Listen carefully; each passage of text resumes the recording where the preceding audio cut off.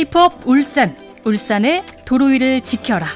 2024 고령 운전자 진단.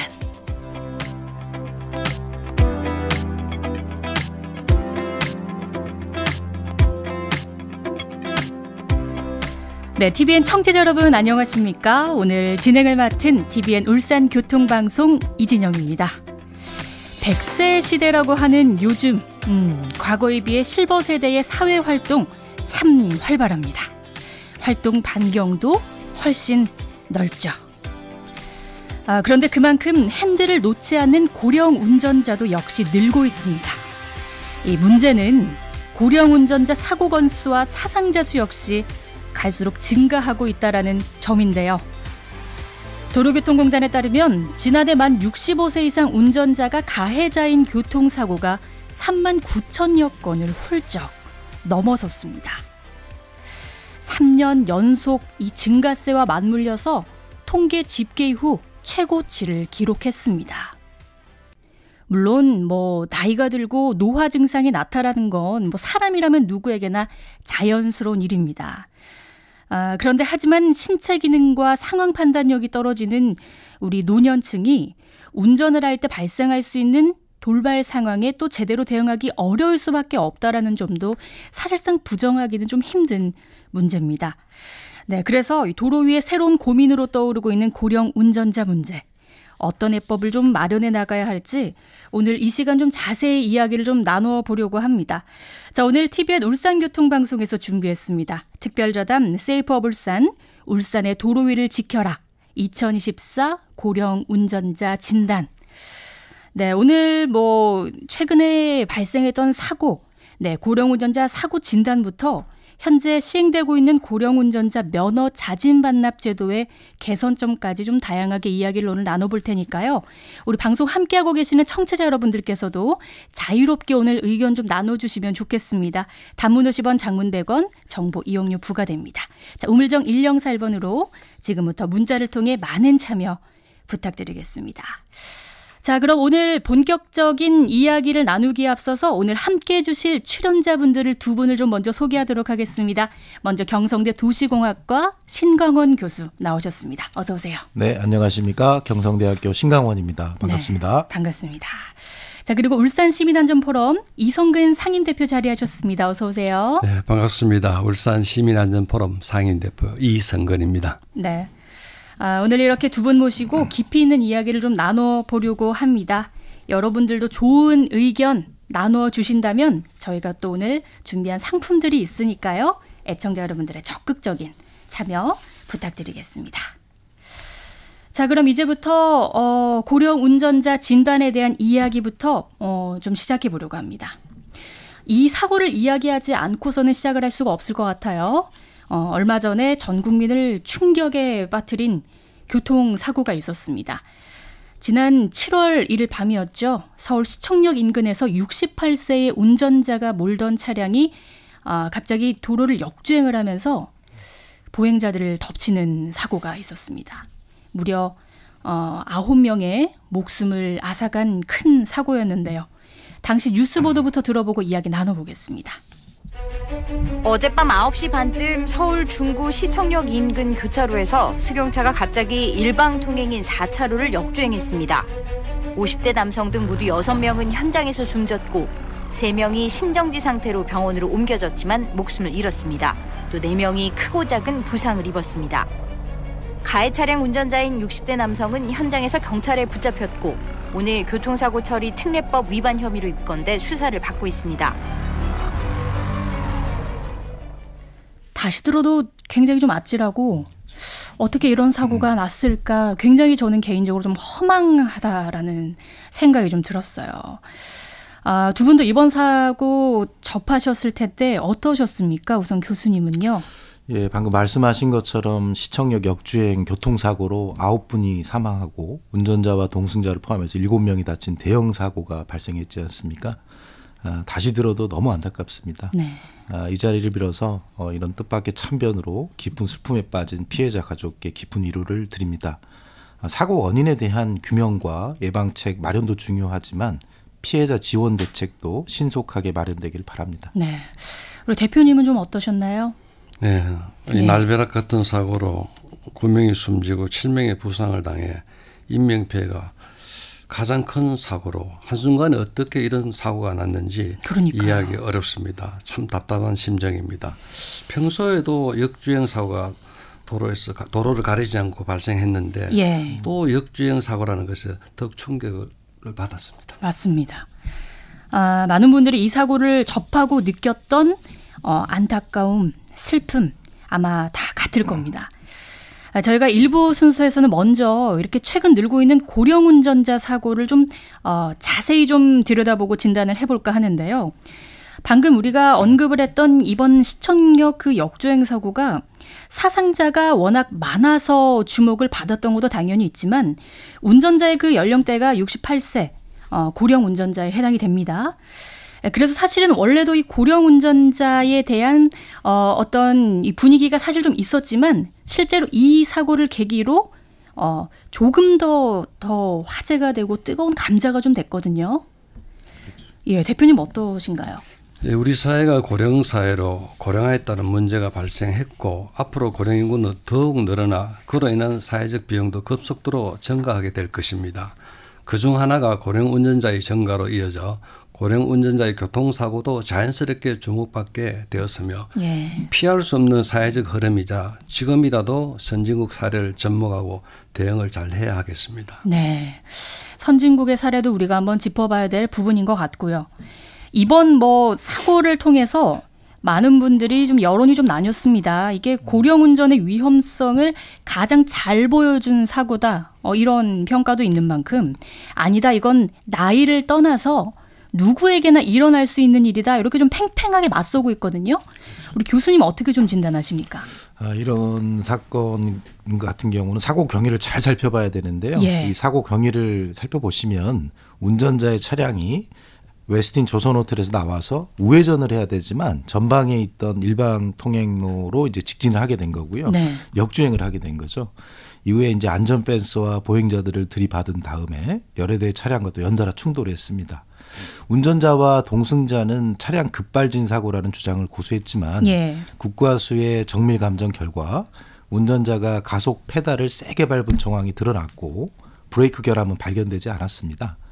따라서 이번 사고는 운전자 개인 과실에 무게를 둔 감정 결과가 나왔다고 볼 수 있습니다. 네. 그런데 한 고령 운전자의 개인 과실이 모든 고령 운전자의 운전 능력 부족으로 일반화되고 있는 모양새입니다.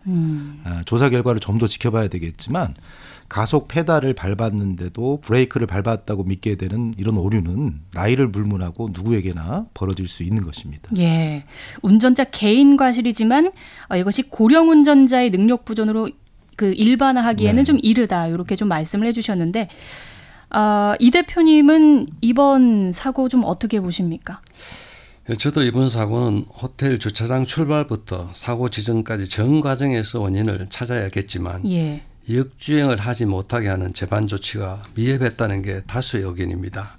그리고 엑셀레이터를 90% 이상 계속 밟았다는 것으로 나와 급발진 고령 운전보다 도로 구조적 문제가 아닌가 생각이 됩니다. 네. 그동안 여러 차례 역주행 사고가 계속되어 왔습니다.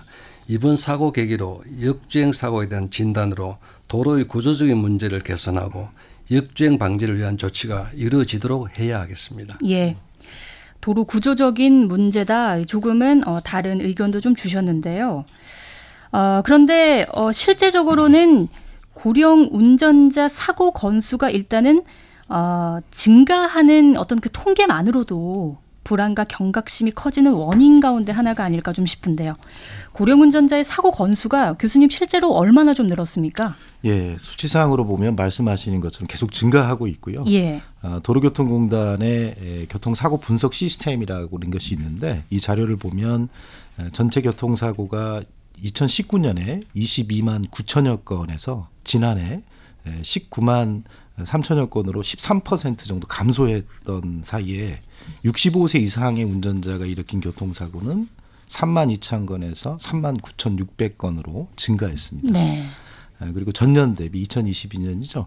14% 증가한 수치로서 사망자와 부상자도 각각 1.4%, 13.8% 증가한 수치를 보여주고 있습니다. 전체 교통사고는 감소를 하고 있는데 고령 운전자의 교통사고 건수는 지금 증가를 하고 있다. 통계적으로는 분명하게 이렇게 나오고 있거든요. 그렇습니다. 우리 울산 지역은 통계가 좀 어떻습니까? 전국적인 증가세와 좀 같은 흐름인가요? 네, 울산 지역 통계도 전국 추세와 유사합니다. 울산의 고령 운전자 교통사고는 지난 2021년 489건이었지만 22년에 573건, 지난해에는 670건으로 매년 90여 건씩 증가하고 있습니다. 예. 울산의 고령 운전자 교통사고로 인한 사망 부상도 늘고 있고요. 22년 울산에서는 고령 운전자 교통사고로 4명이 사망했고 833명이 부상을 입었습니다. 지난해에는 9명이 사망하고 976명이 부상을 입었습니다. 네. 고령 운전자 교통사고 건수가 늘고 있는 것은 분명하지만 우리가 그렇게 늘고 있다라고 해서 이게 고령 운전자의 문제다 이렇게 바로 결론을 이렇게 내린다라는 게 사실은 좀 어폐가 있을 것 같고요. 네. 왜냐하면 그 고령 운전자뿐만 아니라 전체 운전자 사고 건수도 지금 함께 늘어난 걸 수도 있잖아요. 교수님이 보셨을 때는 전체적인 연령대와도 좀 비교를 했을 때도 고령 운전자의 사고 비율이나 뭐 중상의 정도 비율은 좀 어떻습니까? 예, 그 비교의 기준이 되는 시기를 언제로 정하느냐에 따라서 약간 달라지긴 하지만 네. 우리나라 전체 교통사고 건수는 감소하고 있고 고령 운전자 사고 건수는 증가하고 있는 경향을 분명히 보이고 있습니다. 그리고 지난해 자동차 보험 가입자를 대상으로 사고율을 살펴보면 65세 이상 고령 운전자가 65세 미만 운전자보다 13% 정도 사고를 더 많이 낸 것으로 나타나고 있습니다. 네. 한 번 사고가 나면 피해자 수도 그리고 크게 다치는 경우도 더 많다는 것이고요. 구체적으로 65세 이상 운전자 사고에서 평균 피해자 수는 2.63명인데 65세 미만은 1.96명으로 나타나고 있고요. 네. 65세 이상 운전자가 낸 사고에서 중상자와 사망자가 차지하는 비율은 8.72%로 65세 미만 운전자가 낸 사고의 비율인 7.67%보다 다소 높습니다. 예.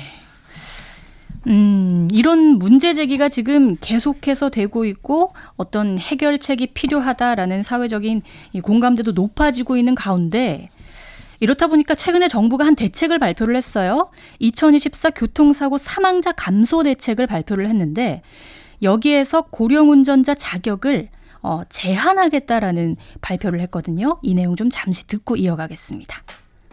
지난해 65세 이상 운전자가 가해자인 교통사고는 39,610여 건. 도로교통공단이 관련 통계를 집계한 이후 최고치를 기록했습니다. 이런 사고를 막기 위해 정부가 올해 교통사고 사망자 감소 대책에 고령 운전자의 운전 자격을 관리하는 내용을 담았습니다. 야간 운전을 금지하거나 고속도로 운전을 못하게 하는 등의 조건으로 면허를 허용하는 조건부 운전면허입니다. 실제로 이런 조건부 면허는 고령 운전자 사고를 막기 위한 방안으로 여러 차례 거론됐고 일부 선진국에서 시행하고 있습니다. 하지만 이런 대책을 두고 고령화 시대에 필요한 제도라는 긍정적인 평가와 함께 교통약자인 어르신들의 이동권을 과도하게 제한한다는 부정적인 반응도 잇따랐습니다. 대중교통 이용이 힘든 지역의 어르신 이동 문제나 택시, 화물차 같은 생계형 고령 운전자들을 고려하지 않았다는 겁니다. 논란이 커지자 정부는 특정 연령층을 대상으로 하는 제도가 아니라고 진화에 나섰습니다. 네, 정부에서 발표한 대책을 보면 이른바 조건부 면허 제도입니다. 벌써부터 좀 찬반이 엇갈리고 있는 그런 조치라고 이야기가 나오고 있는데 상임 대표님 사실상 안전상의 이유로 고령 운전자의 자격을 제한해야 한다라는 논의는 사실 예전부터 나왔지 않습니까? 네, 그렇습니다. 예, 이전부터 꾸준히 있어 왔죠. 네. 지금 시대는 고령인구 증가는 현실입니다. 예. 고령자의 이동권이 보장돼야 하고 고령 운전자도 자연스러운 것으로 운전 의무의 종사자는 65세 이상 70세 미만의 경우에는 3년마다 적성검사를 받고 70세 이상은 매년 자기유지 검사를 받도록 하고 있는데 예. 고령 운전자 전체를 대상으로 일방적으로 규제하는 것은 잘못된 접근이 아닌가 생각됩니다. 그리고 고령 운전자에 대한 문제를 사전에 리스크 관리 등 다각도로 해야 했지만 정부와 지자체가 제대로 대응을 하지 못한 점이 있고 고령 운전자의 형태, 신체 조건, 인지 능력 등 전반적인 내용을 감안하여 대응 방안이 하루빨리 이루어지게 됐으면 하는 바람입니다. 그런데요, 이 본격적인 정부 조치로 발표가 되기까지 왜 이렇게 시간이 좀 많이 걸렸던 겁니까? 우리 사회가 고령화 속도가 너무 빨랐고, 고령 운전자 교통사고가 증가하게 되자 정부와 지자체가 대안을 찾으려고 노력을 해왔고, 예. 고령 운전자 교통사고 예방을 위해 운전면허 자진 반납 제도 등을 시작했습니다. 대중교통이 지자체별로 다르고 규제 성격 중심으로 하다 보니 거부감이 많은 가운데 최근 발표된 2024년 교통사고 사망자 감소 대책에서 고령 운전자 운전 자격을 관리하겠다고 했다가 이동권을 제한이라는 반발을 가져왔고, 무엇보다 이동권 보장에 대한 구체적인 대안을 찾는데 어려움이 많기 때문이라 하겠습니다. 예, 말씀하신 것처럼 규제 성격이다 보니까 거부감이 있을 것이란 건 정말 예상된 문제였거든요. 말씀하신 것처럼 고령 운전자의 자격을 제한하는 게 지금 어떤 방점을 두고 있는데, 기존에는 고령 운전자들이 면허를 자진 반납을 하도록 유도를 한다든지, 아니면 안전 캠페인, 이것도 이제 양심적으로 자진해서 자발적으로 하는 이런 캠페인들과는 결이 좀 상당히 다릅니다. 그렇죠? 네, 다르죠. 예, 교수님 어떻게 생각하십니까?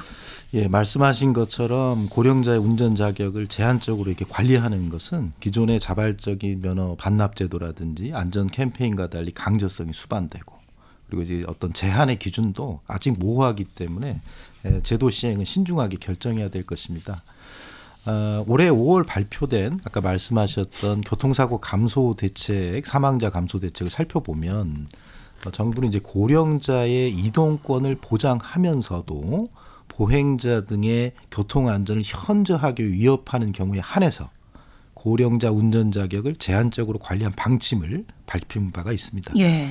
바로 운전 능력 평가를 통해서 야간 운전이나 고속도로 운전을 금지하거나 속도를 제한하는 것을 전제로 하는 조건부 면허제도 도입 검토입니다. 또한 버스나 택시 운수 종사자의 운전 적격성 여부를 판단하기 위한 자격 유지 검사 판정 기준을 강화하는 대책이다라고 말씀드릴 수 있겠습니다.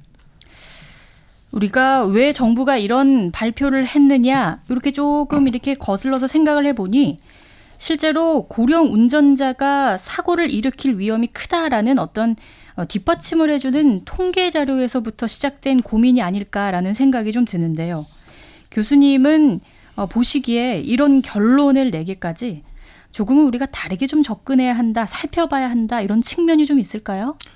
예, 다르게 살펴봐야 되고요. 예. 일단 통계치는 이제 저희들이 살펴봤을 때 이번 달에 사실 발표가 됐습니다. 우리나라의 65세 이상 고령자 인구 1,000만 명을 이제 넘어갔거든요. 예. 전체 주민등록 인구 5,126만 명 중에 19.5% 정도를 차지하게 됩니다. 울산은 18만 명 정도로 울산 인구의 16.58%를 차지한다라고 보시면 되겠는데, 이처럼 고령자의 수는 많아지지 않습니까? 따라서 이제 고령 운전자 교통사고는 증가에 따라 하고 있다라고 볼 수밖에 없습니다. 앞으로 고령 운전자의 수는 더 늘어날 것인데, 운전 자격을 연령을 기준으로 제한하는 방향으로 예방책을 제시하는 것은 바람직한 접근 방법은 아니라고 생각합니다. 우리 사회가 고령화될수록 고령 운전자 수 느는 거 자연스러운 현상이다, 이런 말씀이신 거죠? 그렇죠. 예.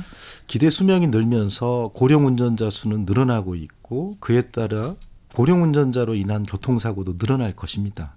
왜냐하면 고령 운전자의 신체 노화는 특히 운전자의 인지 반응 시간을 저하시켜서 주행 중에 제한된 시간 내에 즉각적인 대응을 요구하는 상황에서 교통사고 발생 가능성을 높이는 경향성은 있기 때문입니다.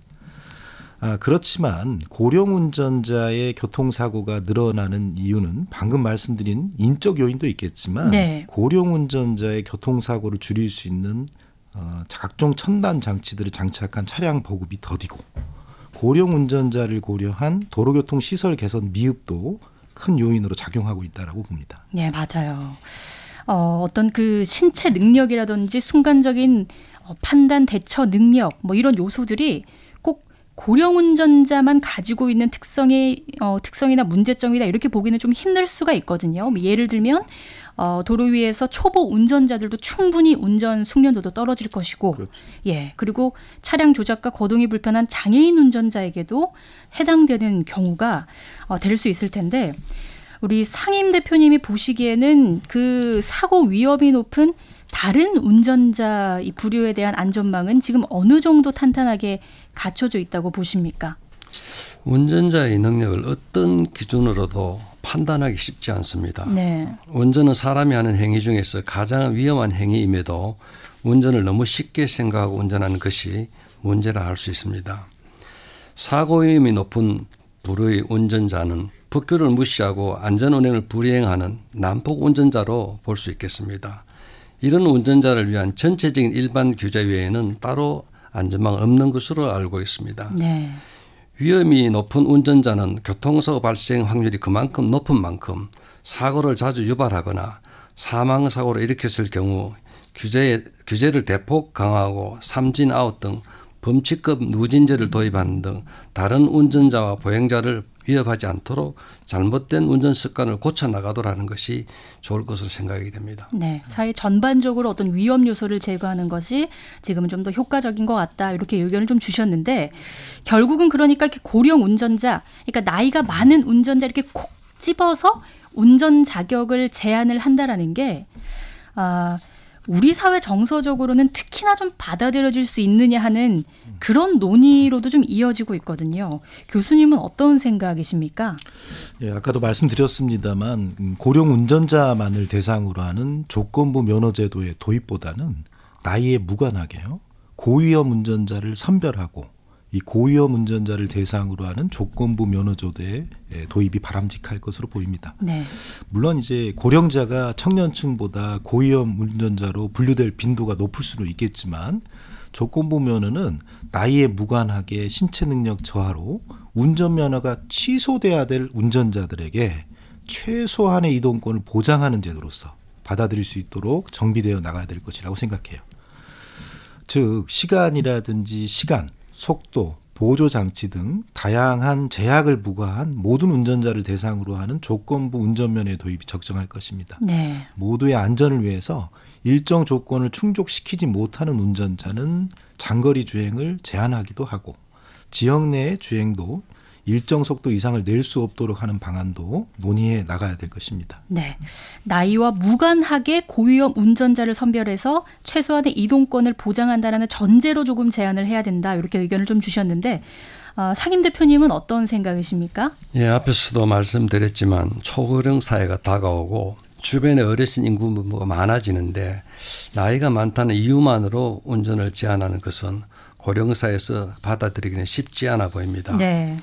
이동권에 대한 대안은 우선적으로 마련하고 안전교육, 적성검사 강화로 인지능력 여부 등 다각적인 평가 방법으로 운전 부적격자를 분류하는 방안이 좋겠다는 생각입니다. 실제로 제 주변에도 많은 분들이 차 없이는 불편하다는 것을 얘기하고 있어요. 맞습니다. 저희가 지금 고령 운전자 그 제한 조치에 대한 이야기를 좀 나누고 있는데, 정부에서 이번에 발표한 이번 조치를 시민들은 어떻게 좀 바라보고 있을지 이야기 좀 들어보겠습니다. 이제 운전자들이 이제 나이가 들어가면서 이제 본인의 신체 변화는 이제 개인마다 다른 거잖아요. 그러니까 운전자들이 각자 신체에 맞춰서 이제 돌발 상황에 대처할 수 있게끔 면허 따는 것처럼 이제 돌발 상황을 추가하거나 적절한 상황 대응 훈련 등을 통해서 운전자들의 상황 대치 능력을 향상시키는 것이 좋다고 생각해요. 교통사고에 영향을 미칠 수 있는 데는 연령 이외의 변수들이 존재하는 게 사실이고, 또 뭐 뉴스나 이런 데서 보면 고령 운전자의 사고가 늘고 있다고 하지만 급속한 고령화로 고령 인구가 증가에 따른 것일 뿐이라는 통계 결과를 본 적이 있습니다. 또 동일한 연령대라도 사람마다 운전 능력이 다르기 때문에 고령 운전자 면허 반납은 일종의 차별이라고 느껴질 수도 있을 것 같습니다. 저희 아버지도 고령 운전자신데 일반 도시에 좀 외진데 계신데 움직이려면 대중교통이 없어서 차를 가지고 맨날 다니시는데, 만약에 이렇게 제한을 하게 되면 어떻게 움직일 수단도 없고 하니까 차라리 노령 운전자에 대한 교육을 늘리든지 아니면 뭐 검사 같은 거를 더 많이 해서 이렇게 운전을 가능하게 할 수 있었으면 좋겠습니다. 예, 이게 나중에 나의 일이 될 수도 있고 우리 부모님의 일이 될 수도 있기 때문에 시민분들의 좀 다양한 생각을 한번 들어봤습니다. 네, 울산 교통방송에서 함께 하시고 있습니다. 세이퍼 울산, 울산의 도로 위를 지켜라. 2024 고령운전자 진단 특별 자담 여러분들 함께 하시고 있는데요. 여러분들은 어떤 방안이 좀 필요하다고 보십니까? 단문 50원, 장문 100원, 샵 1041번으로 여러분들의 지혜로운 의견 기다려보도록 하겠습니다. 자, 계속해서 이야기를 좀 이어나가 보도록 하겠습니다. 고령 운전자들에 대한 어떤 그 강제성을 띤 그 제한 조치가 좀 과하다. 이런 의견들 사실 좀 많이 들어볼 수가 있는데 실제로 정부 대책이 발표되고 나서 가장 반발이 컸던 부분이 이런 우려들 때문이었습니다. 특히나 운전을 업으로 하시는 분들, 네, 뭐 택시나 마을버스와 같은 운수업 종사자분들이나 아니면 농촌 지역, 대중교통이 잘 갖춰지지 않아서 반드시 운전을 해야 하는 지역에 계신 어르신들, 그럼 어떡할 거냐, 뭐 이런 의견들 좀 참 많았었는데요. 교수님, 이게 사실 진짜 내 일이라면 답답할 것 같아요. 그럼요. 예. 걱정도 되시고 답답하시고요. 예, 얘기하신 것처럼 고령 운전자의 운전 자격 제한을 한다라는 것은 자가용이 꼭 필요한 지역에 사시는 분들한테는 필수적인 이동을 제한하는 것이 될 수 있습니다. 그렇죠. 예, 생활을 위해서 스스로 운전을 해야 하는 환경에 놓여져 있는 분들의 다양한 의견을 수렴해서 관련 정책을 수립하고 시행해야 될 것이고요. 반복해서 말씀드리지만 고령 운전자의 교통사고 문제를 운전자만 중심에 두고 논의하는 것은 좀 더 생각해 봐야 됩니다. 고령자가 안전하고 편하게 조작할 수 있는 차량 또는 보조장치의 개발과 보급, 고령자가 안전하게 운전할 수 있는 도로의 정비가 선행돼야 된다고 생각합니다. 네. 그리고 고령자의 이동 지원을 위한 다양한 대중교통수단의 운행과 보급도 필수적이죠. 고령 운전자 사고를 유발하는 외부 요인들은 가만히 두고요. 운전자에 대한 자격 기준과 교육만 강화하는 것은 미봉책이라고 생각합니다. 네. 운전자만 중심에 두고 논의하는 거는 조금 더 생각을 해봐야 된다. 다발적으로 다각도로 좀 이렇게 살펴봐야 한다라는 이야기를 좀 해주셨어요. 그런데 그럼에도 불구하고요. 고령 운전자들에 대한 최소한의 그 안전 가이드라인 있어야 된다. 이 점은 또 많은 시민분들이 좀 동의를 하시고 있거든요. 상임 대표님이 보시기에는 모두의 안전을 위한 차원에서는 어느 정도는 필요한 조치가 필요하다, 갖춰야 될 필요가 있다. 이렇게 공감은 좀 하십니까? 예, 자동차를 운전하는 것이 편리성 못지않게 위험이 따릅니다. 도로상의 많은 차들과 거리마다 다른 환경에서 운전을 해야 하기 때문이죠. 항상 위험을 예지하고 운전을 해야 합니다. 예. 그렇기 때문에 인지 능력이나 신체 능력이 떨어지는 고령 운전자를 판단하는 기준을 정하고 기준에 미달할 경우 본인과 가족들에게 운전을 하지 못하도록 하는 조치가 마련돼야 하겠으며 모든 운전자가 도로상에 내 가족이 운전하고 있다는 생각으로 준법 운전과 안전운전을 실천해 나가야 하겠습니다. 네.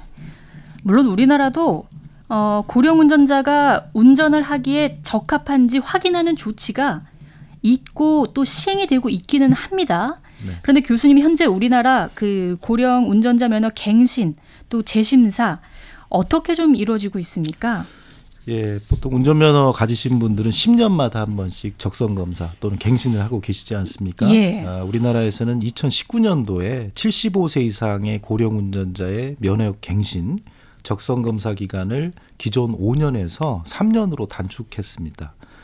또한 고령 운전자 교통안전교육을 신설해서 이를 반드시 이수해야만 면허 취득이라든지 갱신이 가능하도록 하고 있거든요. 네. 신설한 이런 교통안전교육에는 고령 운전자가 스스로 안전한 운전을 하기 위해서 필요한 기억력이라든지 주의력 등을 진단하는 자가진단 과정이 포함되고 있습니다. 이 자가진단 결과를 토대로 도로교통공단의 전문 강사분들이 고령 운전자 특성에 맞는 안전운전의 상담, 교육을 또 진행하고 있고 치매가 의심되는 운전자의 경우에는 별도의 간이 치매 검사를 거쳐서 수시 적성검사 대상자로 편입을 하고 정밀 진단을 통해서 운전 적성을 다시 판정하는 등 고령 운전자의 운전면허 관리를 강화한 측면이 있습니다. 네. 교통안전교육을 실시를 하고 있고 또 어떤 적성 검사들도 하고 있단 말이죠. 네. 그런데 기존에 지금 시행되고 있는 이 제도가 실효성이 있냐 이렇게 보시는 분들도 있을 겁니다. 상임 대표님은 보시기에 어떻게 뭐 눈에 띄는 점이 있습니까? 보완해야 한다고 생각하십니까? 정부가 고령자 조건부 운전면허 제도를 도입을 하겠다고 했다가 반발이 커지자 조건부 운전면허는 이동권을 보장하고 교통안전을 확보하기 위한 제도라며 오락가락하고 있으며 야간 운전 금지나 고속도로 운전을 못하게 하는 등의 면허를 허용하는 조건부 운전면허 제도를 시행하기 위해서는 미국이나 호주처럼 의학적 진단과 실질 운동 능력을 평가를 실시하고 자격 미달자는 운전을 못하게 하는 사회적 합의를 이뤄내도록 하는 것이 좋을 것으로 봅니다. 선진국처럼 의학적 진단이 좀 필요하다, 좀 눈길을 끄는 부분이 있습니다. 신 교수님은 어떻게 생각하시나요? 예, 이 실효성에 대해서 지금 저희가 논의를 하고 있는데요. 예. 이 고령자의 적성검사 기간 단축이라든지 의무 교통안전 교육의 효과를 어떤 주어진 자료가 있어야 되는데요. 상당히 네. 제한적입니다. 그래서 단언하기 어렵다라는 말씀 좀 드리고 싶고, 이 실효성을 논의하기 위해서는 후기 고령자, 아까 75세라고 말씀드렸지 않습니까? 예. 이분들의 정기 적성 검사 불합격 사유라든지 수치 이런 것들에 대한 분석이 필요하고요. 수시 적성 검사 불합격에 나이가 영향을 주고 있는지도 살펴봐야 될 문제입니다. 네. 예. 다시 말해서 적성 검사 주기를 짧게 해서 추가로 발견된 고령 운전자에 대한 특이 사항이 공개돼야 되고, 그 결과를 주제로 다양한 분야의 전문가들이 토론해 나가야 된다고 생각합니다. 예. 나이와 실제적으로 영향이 있는지 이런 부분도 좀 살펴봐야 되고, 어쨌든 분석을 좀 해봐야 된다. 네. 이런 말씀을 좀 해주셨어요. 앞서서 상임 대표님도 그 외국의 사례를 좀 가져와서 필요에 따라서는 의학적 진단도 필요하다, 뭐 이런 이야기를 해주셨고, 실제로 해외에서는 어떻게 하고 있는지 우리가 좀 참고해야 할 사항들이 있으면 지금은 좀 살펴보는 것도 필요한 것 같은데, 교수님이 보시기에는 해외의 경우는 우리나라보다 이 고령 운전자 면허 갱신이나 또 재심사 절차가 어떻습니까? 좀 많이 까다롭나요? 까다롭다기보다는 조금 예. 더 섬세하다라고 섬세한가요? 표현하고 싶고요. 예. 예, 고령자의 운전할 권리를 보호하는 동시에 도로 위의 안전을 담보할 방안을 찾는 것은 우리나라뿐 아니라 세계 각국의 숙제입니다. 맞습니다. 예. 예, 고령 운전자로 분류하는 나이 기준은 65세에서 79세까지 국가별로 다르지만 운전면허 갱신 주기에 맞춰서 신체 기능을 따져보거나 운전 실기 평가 등 별도 규제를 마련해서 적용한 흐름은 비슷합니다. 예. 미국의 일리노이주의 경우를 보면 75세 이상의 운전자는 연령대에 따라서 매년 또는 4년마다 운전면허를 갱신해야 됩니다. 해당 운전자는 도로 주행 시험을 의무적으로 받아야 되고요.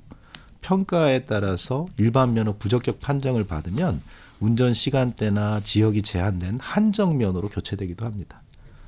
호주에서는 75세 이상부터 매년 운전 적합성에 대한 의료 평가, 그리고 운전 실기 평가를 받도록 의무화했고요. 네. 운전 실기 평가를 받지 않은 고령자의 경우 장거리 운전을 좀 제한한다라든지 지역 내에서만 운전이 가능한 수정 면허로 교체하기도 합니다. 네. 뉴질랜드에서도 의사 판단에 따라서 특정한 조건이 제시된 진단서를 발급받은 고령자에게는 한정 면허가 발급되기도 합니다. 예. 외국의 경우를 살펴보니 어쨌거나 조금 다르지만 규제를 마련해서 적용하는 흐름은 지금 세계적으로도 좀 같은 것 같습니다.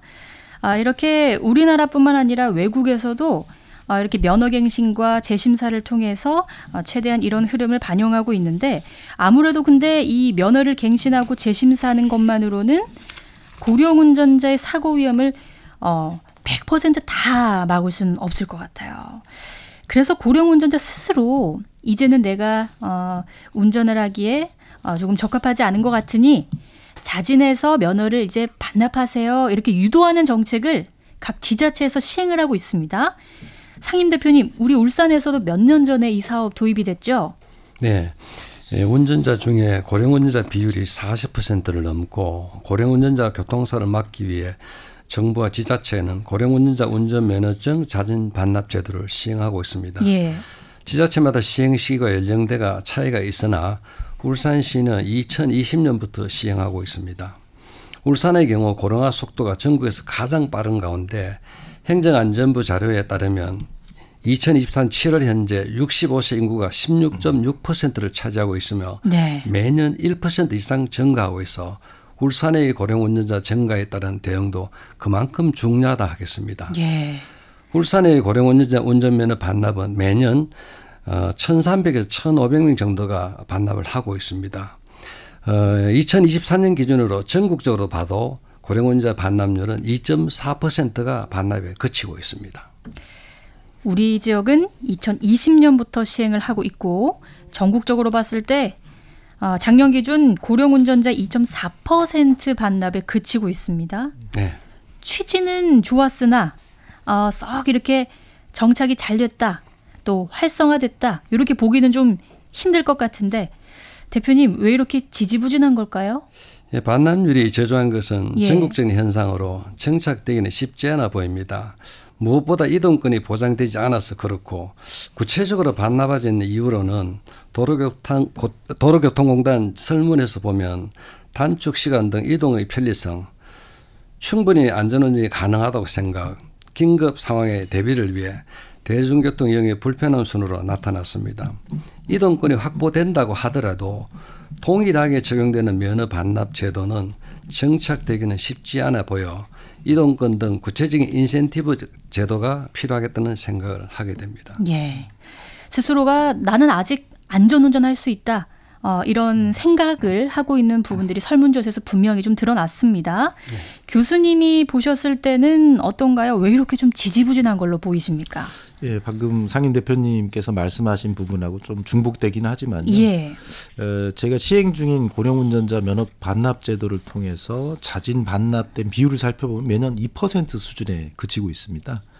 현재 이 면허 반납 제도는 실제 사용하지 않은 소위 장롱 면허를 반납하시는 분들이 포함되어 있어서 이런 반납률 추세의 변화에서 의미를 찾는 것은 좀 더 시간을 두고 살펴야 할 것이고요. 예. 중요한 것은 농어촌 지역에서 반납률이 더 낮다는 것입니다. 대중교통이 원활하지 않은 지역의 경우에 면허를 반납하시면 대체 교통수단이 없기 때문이죠. 예. 따라서 이런 실효성을, 이 제도의 실효성을 높이기 위해서는 아주 세심한 분석과 시행이 필요하다고 생각합니다. 네.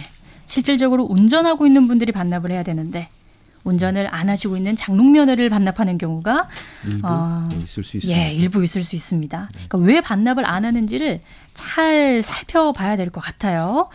네, 울산교통방송에서 준비한 특별좌담 세이프업 울산, 울산의 도로 위를 지켜라.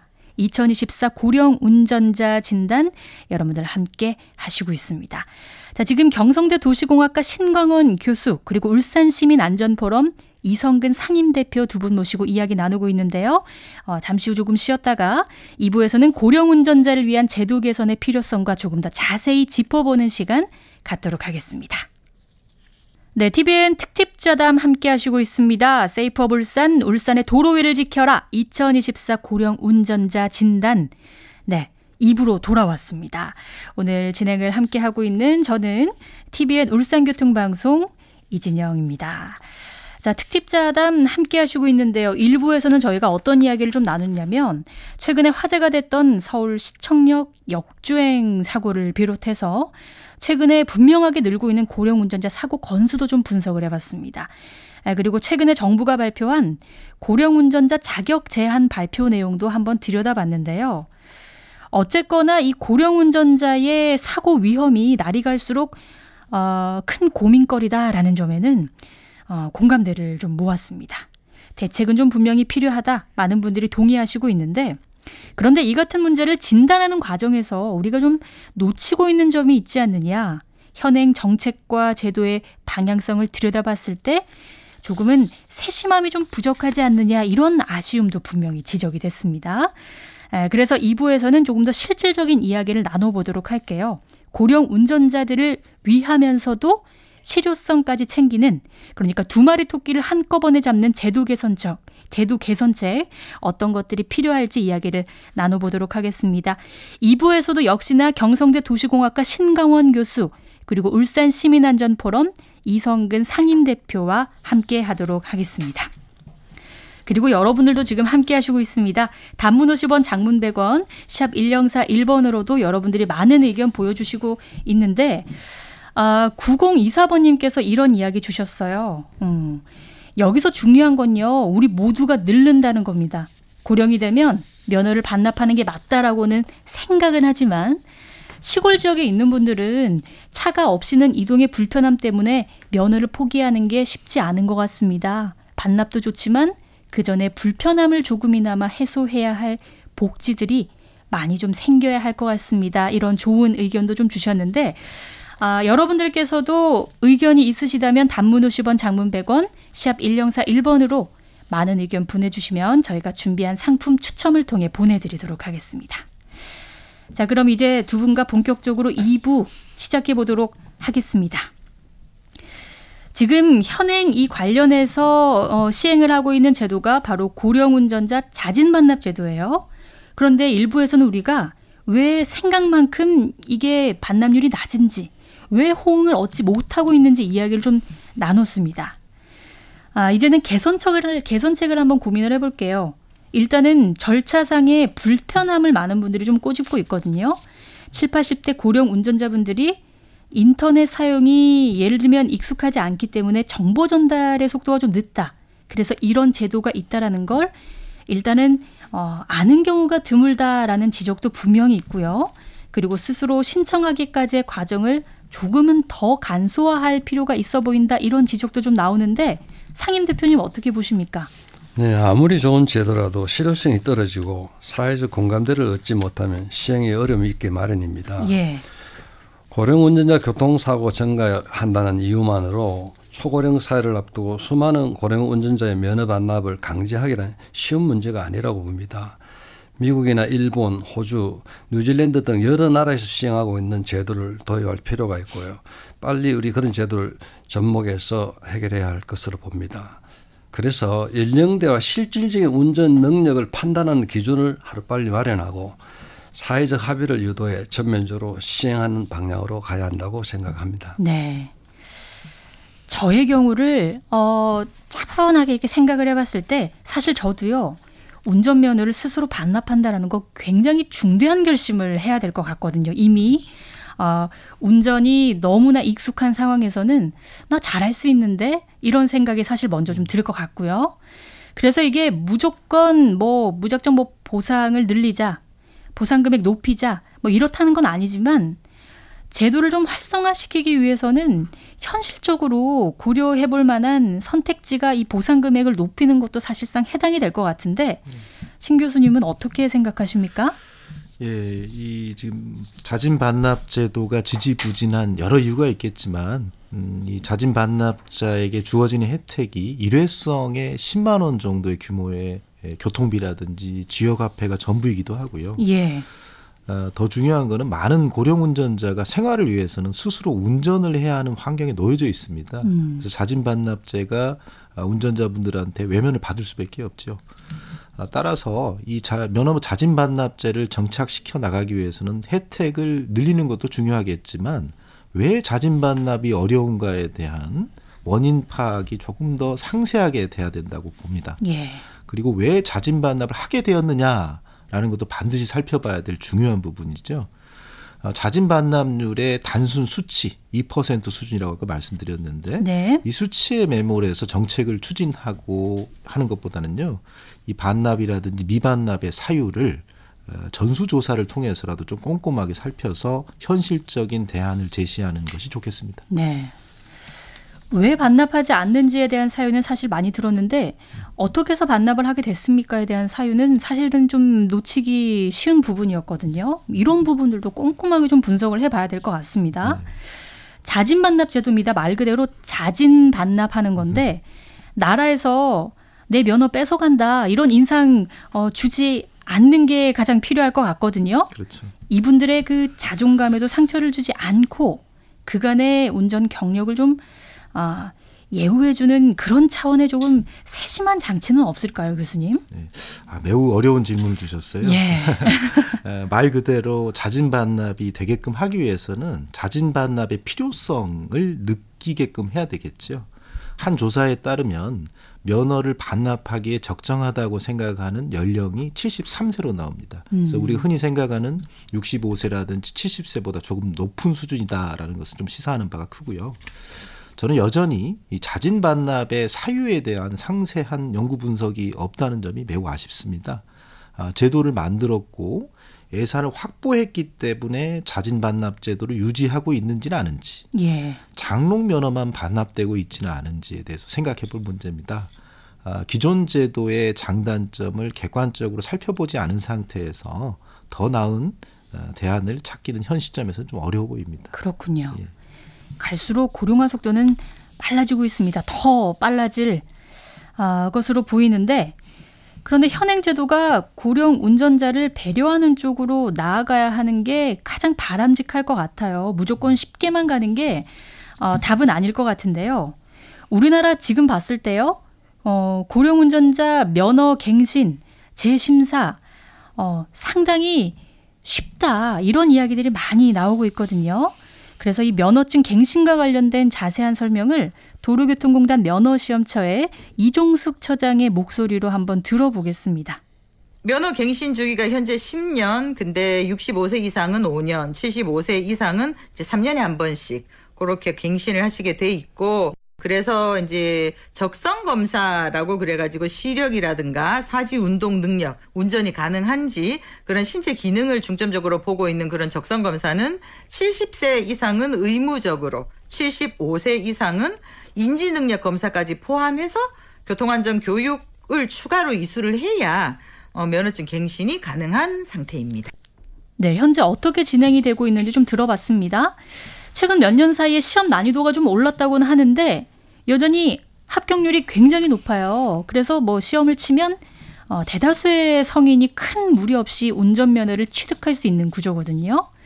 문제는 그런 만큼 사전교육이나 사후 교육, 이런 검증도 자연스럽게 느슨해질 수밖에 없다라는 지적도 나오고 있는데, 상임 대표님 어떻습니까? 네, 면허 취득과 적성검사 과정을 면밀히 살펴볼 필요가 있겠다는 생각입니다. 잘 알려진 바와 같이 한국에서 면허 취득이 너무 쉽다는 것은 사실입니다. 준법 운전 등 운전을 제대로 하도록 보완할 필요가 있어 보입니다. 고령 운전자만의 문제가 아닌 도로의 무법자, 난폭 운전자만 없어도 사고를 많이 줄일 수 있을 것입니다. 운전을 쉽게 생각하며 위반을 습관처럼 하는 운전자, 방향 지시 등을 사용하지 않는 운전자가 얼마나 되는지, 도로상의 질서를 회복하도록 하는 것에 답을 찾아야 한다고 생각됩니다. 이 운전교육이나 교통안전교육이라는 게 운전자들의 그 자발성에만 믿고 맡기기에는 안전이 직결된 문제이기 때문에 굉장히 힘든 측면이 있습니다. 교수님, 우리가 계속 또 좀 실효성 있는 정책, 이런 이야기 나누고 있는데, 그렇다면 결국 강제성을 좀 띈 조치에 기댈 수밖에 없다, 이렇게 좀 보십니까? 어느 정도의 강제성도 있어야 되겠지만요. 예. 저는 이제 이 안전교육이 재밌어야 된다고 생각합니다. 그리고 실제 도움이 되셔야 되고. 그래서 조금 전에 우리 공단의 면허시험처의 이종수 처장께서도 말씀해 주셨는데, 75세 이상 고령 운전자의 교통안전교육은 운전능력검사, 그리고 그 결과에 대한 교육으로 이렇게 구분되어서 진행이 됩니다. 이 안전교육은 안전능력 검사 결과에 대한 세부 설명, 그리고 법령이라든지 노화, 특히 약물, 그다음에 기억력과 판단 능력, 이런 안전운전에 대한 내용으로 구성돼서 진행하고 있습니다. 좀 복잡하지 않습니까? 이런 안전교육의 수용도는 사실은 운전자의 참여도에 비례합니다. 예. 좀 재밌게 이게 좀 진행이 되려면 도로 주행을 좀 실제 같이 좀 해보신다든지. 도로 주행. 네. 예. 그다음에 시뮬레이션을 통해서도 한번 운전을 다시 해보시고 옆에서도 이야기를 들어보시는 이런 교육이 좀 이루어지기를 좀 희망합니다. 실제 도로 주행이나 시뮬레이션 주행을 통해서 고령 운전자의 미흡한 부분을 파악하고 개선시킬 수 있는 교육 프로그램이 운영되기를 바랍니다. 다만 이제 이런 교육을 시행하기 위해서는 인력도 추가로 필요하고 예산도 좀 필요하기 때문에 많은 지원이 되었으면 하는 바람입니다. 네.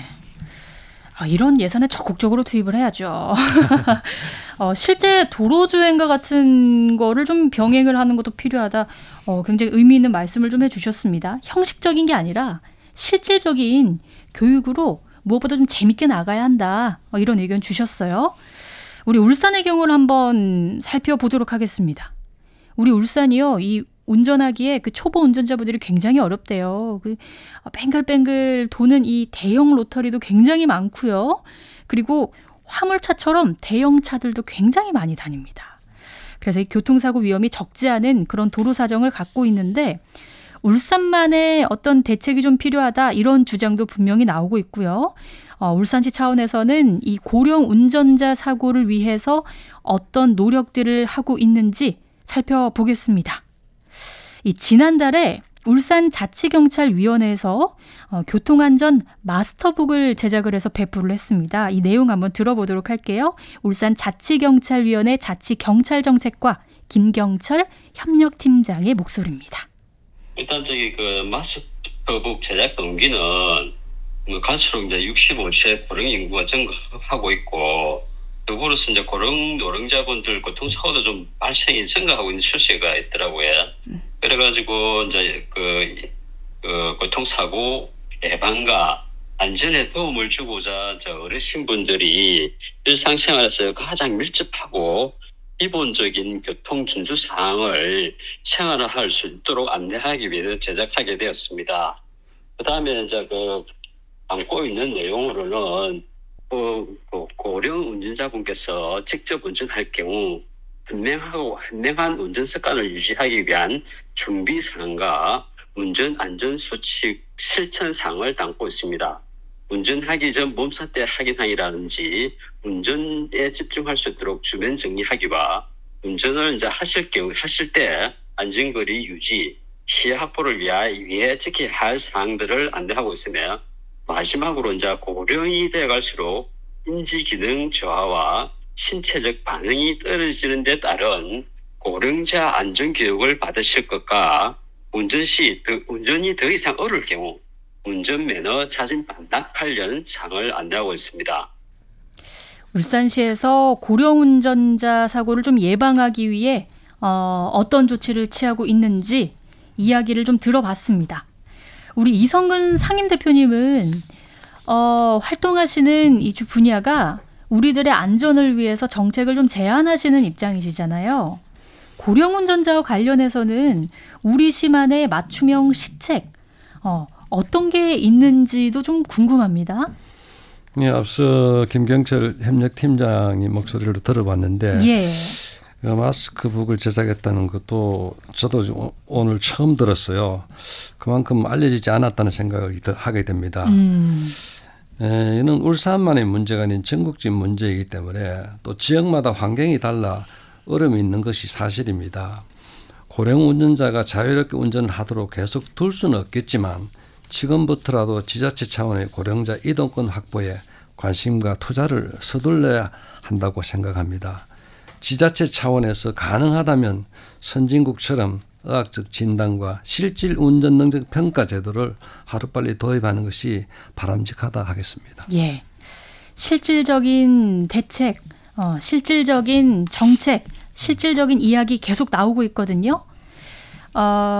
고령 운전자가 일으킨 사고 가운데 같이 떠오르는 키워드가 요즘 이 급발진이라는 단어 많은 분들이 뉴스를 통해서도 보셨을 텐데 실제로 이 급발진인지 아닌지를 떠나서요. 위급 상황에서 차량을 제어할 수 있는 비상 자동 장치라든지 또 차량에서 쉽게 탈출할 수 있는 장치 이런 것들을 실질적으로 지원하는 방안은 좀 어떻게 보십니까, 교수님? 예, 그 사람의 신체 능력을 바꾸는 것은 어렵기 때문에요. 예. 방금 말씀하셨던 다양한 안전한 교통 수단을 보급해 나가는 것이 대안이 될 수 있습니다. 장애물을 감지하면 자동으로 운행을 멈추는 비상 자동 제동 장치라든지 브레이크 페달과 엑셀 페달 조작 오류를 보완해 줄 수 있는 장치를 장착한 차량의 보급을 위한 지원책을 마련할 필요가 분명히 있습니다. 당장은 방금 말씀드린 고령자 운전 지원 첨단 장치가 장착된 차량 보급 확대를 정책의 방향으로 삼아야 되겠지만 중장기 정책을 좀 수립한다면 자율주행 차량의 기술의 발전도 고려해야 될 것입니다. 차량과 도로, 보행자와의 통신을 통한 교통안전 향상은 사실 CITS라는 기술로 이미 우리 곁에 오고 있고요. 예. 자율주행 시대가 멀지 않았기 때문에 고령 운전자의 교통안전 이슈 해법은 어찌 보면 사람 중심이 아니라 차량과 도로, 인프라 중심으로 바뀌고 있다라고도 말씀드릴 수 있습니다. 사실 그 기술이 고도화되면 자율주행 시대가 정말 완벽하게 정착이 되면 이런 문제 상당 부분 해소할 수 있을 거다라는 기대감도 사실 있어요. 이런 부분이 빨리 좀 같이 시행이 좀 됐으면 하고, 그리고 고령 운전자에 대한 이야기를 계속 나누고 있는데 이 얘기도 빠지지 않습니다. 고령 운전자, 누구부터 고령인지 이거부터 좀 살펴봐야 된다, 이런 이야기도 분명히 나오고 있거든요. 우리나라 현행법상으로는 이 고령자, 노인, 만 65세 이상으로 규정을 하고 있습니다. 그런데 60대, 70대, 80대 세부 연령대별로 신체 능력이나 생활 모습, 활동 반경이 사실은 요즘 차이가 좀 큰 것 같아요. 그렇죠. 예. 이런 기준도 좀 재정립해야 된다, 이런 목소리 나오고 있는데 교수님 어떻습니까? 동의합니다. 예. 65세라는 생물학적인 나이를 기준으로 해서 운전자를 고령자로 나누는 것은 재고의 여지가 있고요. 아까 말씀드렸습니다만 65세 이상이 1,000만 명이 넘어갑니다, 우리나라에서. 그래서 나이를 기준으로 운전자를 이분법적으로 양분하는 것보다는 모든 운전자를 대상으로 운전 능력을 평가하는 것이 좋겠습니다. 나이에 무관하게 운전하는데 무리 없는 인지 능력을 가졌다면 굳이 고령 운전자라는 그룹을 별도로 만들 필요는 없을 수 있습니다. 반복해서 말씀드리지만 나이가 많다는 것이 운전 위험성과 직결한다라는 매우 뚜렷한 근거는 아직까지는 부족해 보입니다. 다만 이제 연령을 좀 말씀하셨으니까요. 이제 노인복지법에 따른 만 65세 이상의 노인 기준의 적정성은 여러 복지 정책의 실효성이라든지 지속 가능성을 살펴서 조정해 나가야 될 필요도 있다고 봅니다. 예, 나이와 무관하게 인지 능력을 살펴봐야 한다.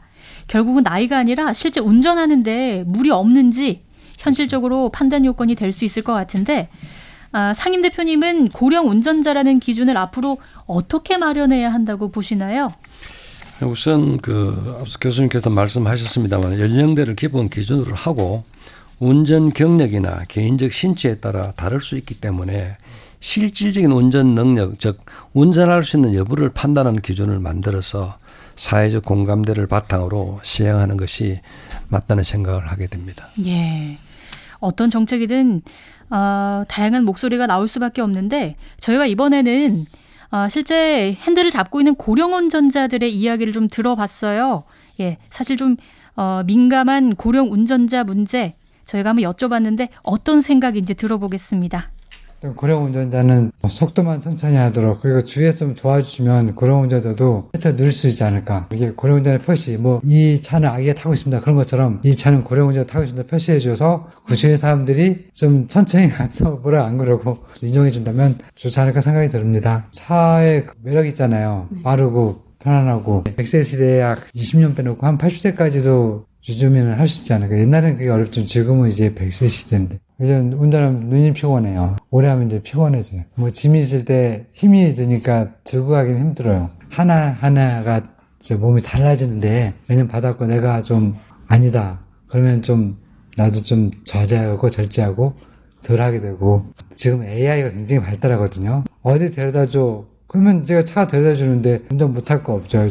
지금 앞으로 이제 힘들고 그래서 눈이 안 보이고 그러지만 눈 감고 있어도 나 집에 데려다 줘, 눈만 감고 있어도 다 알아서 데려다 주니까 그런 시대가 앞으로 올 건데 느리지 않을까 생각됩니다. 저는 지금 65살인데 운전이라는 거는 온 전신 지적인 인지도뿐만 아니라 그거에 따른 반응하는 과정이잖아요. 그런 게 현저히 떨어진다고 봐요. 그래서 65살 이상부터는 검사를 하고 운전면허를 재발부해드리면 좋겠어요. 두 번째는 운전을 안 하는 대신 바우처나 이런 걸로 해서 대중교통을 잘 이용하실 수 있도록 전환을 해드리는 게 굉장히 좋겠어요. 자기의 반응이 늦다는 걸 인지 못하고 편향성 때문에 그렇죠. 80대 이후로부터는 면허를 안 주시는 게 좋을 것 같아요. 따라온 고집이 있어서 괜찮다 하지만은 객관적인 측면에서 볼 때는 안 괜찮거든요. 그런데 그거를 정확하게 인지시키기 위해서는 정확하게 평가를 해서 고지를 해주셔서 삼가하시면 좋겠다,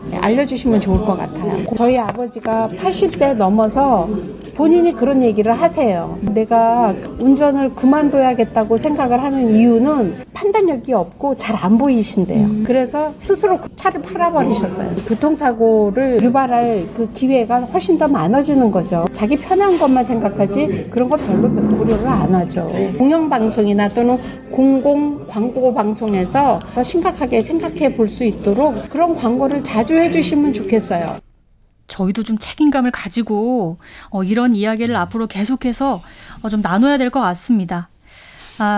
정말 솔직하게 답변해 주신 의견들을 저희가 잘 들었어요.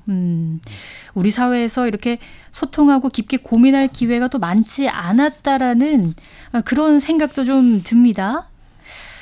우리나라에서도 어떤 정책을 발표하기도 하고 제도를 시행하고 있기는 한데 우리나라가 그런데 이 관련 연구라든지 데이터 구축이라든지 실제로 다른 선진국들에 비해서는 좀 늦은 편이라고 하던데요, 교수님. 늦다라기보다는 자세한 자료가 많지 않다라는 표현이 더 적정한 것 같고요. 그런가요? 예. 최근 고령 운전자가 발생시킨 교통사고가 언론에 자주 노출되고 있지 않습니까? 이런 교통사고가 하루아침에 늘어나는 것은 절대 아닙니다. 지난 10년간 꾸준히 늘어왔고 많은 정책들이 쏟아져 나왔죠.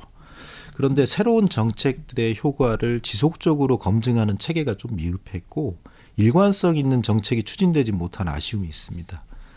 돌이켜보면 지난 20년간 운전면허를 취득하는 절차를 간소화하기도 했다가 강화하기도 했고요. 운전면허 적성검사 기간을 늘리기도 했고 축소하기도 했습니다. 그렇다 보니 교통사고와 관련된 상세 데이터는 빠진 채 가장 쉽게 취득할 수 있는 교통사고의 건수라든지 사상자 수만 가지고 고령 운전자 문제를 다루게 된 것이라고 저는 생각합니다. 사실 교통사고 발생 원인의 90% 이상은 인적 요인입니다. 따라서 단순 통계 자료만 갖다가 보면은 고령 운전자 교통사고는 고령 운전자라는 사람에 기인한다라는 결론을 내린 것이 아닌가 싶습니다. 단순 통계를 가지고 접근한 문제도 있다. 그래서 이 정책 연구나 사례 분석이 굉장히 중요하다고 볼 수 있죠. 그렇죠. 예. 매우 교과서적인 이야기지만 우리가 원인을 잘 알아야 제대로 된 해결책이 나오지 않습니까? 이 결과인 교통사고의 건수나 사상자 수만 가지고 고령 운전자 사고를 살펴보기 때문에 교통사고의 발생 과정이나 원인 규명에 한계가 있다고 생각합니다. 긴 시간과 많은 노력을 들여서 이 고령 운전자의 교통사고의 원인을 꼼꼼하게 살펴봐야 될 것입니다. 예를 들어서 지난해 울산에서 발생한 고령 운전자 교통사고 670건의 원인을 건별로 상세하게 들춰보고요. 해결책을 찾아야 된다라고 생각합니다. 원인은 다른 곳에 있는데 조건부로 면허를 제한하려고 하고 면허를 자진반납하는 제도를 시행하고 있지는 않았는지 모르겠습니다.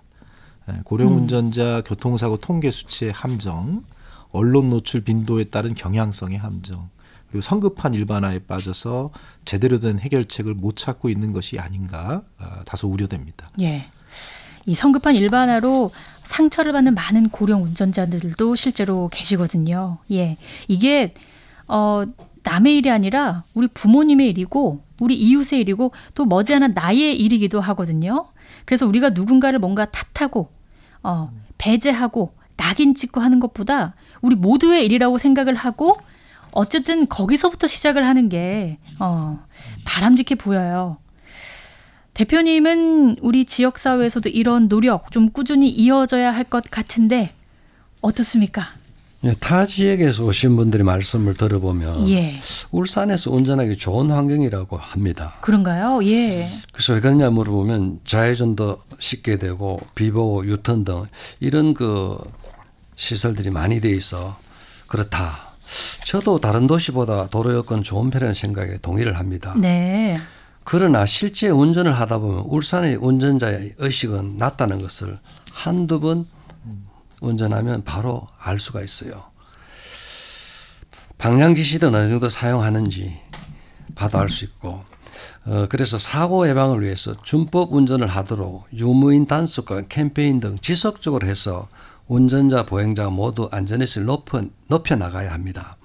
조심스럽기는 하지만 법규 위반 운전자를 과태료 제도를 누진제를 도입해서 과태료를 높이는 방법도 단속과 함께 병행한 것도 방법이 될 수 있을 것으로 생각이 듭니다. 예, 우리 상임 대표님께서는 모든 운전자로 확대를 해서 이 문제를 접근해 나가야 한다, 이렇게 의견을 좀 주셨어요. 네, TVN 울산교통방송 특집자담 2024 고령 운전자 진단 1시간 가까이 이야기를 거의 나눴습니다. 참 다양한 이야기들이 나왔어요. 실질적으로 그 자율주행이 잘 되면 얼마나 좋을까요? 예. 어떤 대책이 필요한지, 어떤 문제를 가지고 있는지 이야기를 나눴고 이제 마무리할 시간이 됐습니다. 오늘 두 분 함께 이야기를 나눴는데요. 마지막으로 하실 말씀이 있다면 나눠주시면 좋을 것 같아요. 신강원 교수님 먼저 부탁드립니다. 네. 고령 운전자로 인한 교통안전 이슈는 더 이상 미룰 수 없는 해결해야 될 과제입니다. 해결책으로 고령 운전자의 면허 반납, 조건부의 면허, 첨단 차량 지원 등이 논의되고 있지만 다소 이상적이긴 하지만은 저는 이제 더 큰 정책 목표로 직접 운전할 필요성을 최소화하는 도시를 만드는 것이 어떨까 합니다. 이를 위해서는 도심에는 더욱 편리한 대중교통 시스템이 구축돼야 될 것이고요. 좀 외진 곳에는 부르면 달려오는 이런 이동 서비스가 확대 제공되기를 바랍니다. 또한 고령 운전자의 교통사고 관련 연구 결과가 객관적이라고 생각하신다면 이젠 고령 운전자들의 생각도 다소 바뀌어야 됩니다. 자신감만으로 운전대를 잡기보다는 타인의 안전도 생각해 주시길 바랍니다. 예, 좋은 말씀 너무 감사드리고요. 이성근 상임대표님의 마지막 말씀도 좀 들어보겠습니다. 예, 앞서 말씀드린 바와 같이 울산은 운전하기 좋은 환경임에도 운전자의 낮은 안전의식은 안전도시 구현을 위해서도 꼭 해결되어야 합니다. 노사민중 모두가 나의 가족과 시민 안전을 위해 선진교통 안전문화를 정착시켜야겠으며 선진교통 안전문화를 중심으로 시민이 함께하는 안전도시를 만들어 가도록 해야 하겠습니다. 예. 앞으로 두 분께서도 많은 문제 제기해 주시고 많은 정책 제안도 좀 해 주셨으면 좋겠습니다. 오늘 두 분과 함께 이야기를 좀 나눴고요. 우리 청취자분들의 의견도 좀 읽어드릴게요. 6344번님께서 이런 의견 주셨어요. 10년 만에 차를 바꿨는데요. 사고 예방 장치들 엄청 많아졌더라고요. 앞으로 또 10년 후의 차들은 어떤 사고 방지 장치들을 달고 다닐지 어르신들의 운전에 도움을 줄 것 같습니다. 이런 의견도 좀 주셨고 6107번님은 전 30대입니다. 근데요. 시력이 매우 나빠서 알아서 밤에 운전할 때 가로등 많은 도심 위주로만 다닙니다. 비 올 때 운전 안 합니다. 이렇게 의견 주시면서 모든 연령대 운전자들이 본인의 몸 상태를 잘 알고 그에 맞게 운전하는 게 정말 중요하다고 생각합니다. 이런 의견들도 좀 주셨거든요. 모두 참여해 주신 많은 분들 오늘 감사드리고요. 1시간 동안 2024 고령 운전자 진단이라는 주제로 오늘 이야기 나눴습니다. 경성대 도시공학과 신강원 교수, 울산 시민안전포럼 이성근 상임대표 두 분 너무 감사드립니다. 갈수록 늘고 있는 고령 운전자, 더는 도로 위에 위험한 존재가 아닙니다. 우리 함께 달리는 든든한 동료입니다. 따뜻한 배려, 관심 여러분들께도 부탁을 좀 드리겠고요. 시민들 모두 사고 예방 정책과 안전망 구축에 계속해서 관심 모아주시길 기대합니다. 지금까지 세이프업 울산, 울산의 도로 위를 지켜라 2024 고령 운전자 진단 특집 자담 함께 하셨습니다. 여러분 고맙습니다.